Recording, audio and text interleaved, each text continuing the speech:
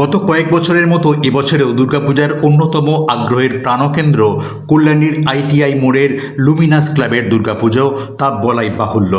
মায়ানমারের ইরাবতী নদীর পশ্চিম তীরে অবস্থিত সিনবিউম প্যাগোডা বা বৌদ্ধ মন্দিরের আদলে তৈরি এই মণ্ডপটি সুউচ্চ 180 ফুটের এই প্যান্ডেলটিতে ভিন্ন রকমের লাইটের কাজ মুহুর্মুহুর সুন্দর সুন্দর মায়াবী আলোয় পরিবর্তিত হয়ে সৌন্দর্যের চরম শিখরে পৌঁছে দিচ্ছে, যা এক কথায় অপূর্ব।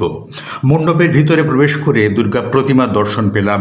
এখানে কত কেজি সোনার অলংকার ব্যবহার করা হয়েছে তা নিয়ে সোশ্যাল মিডিয়ায় নানা মুনির নানা মত।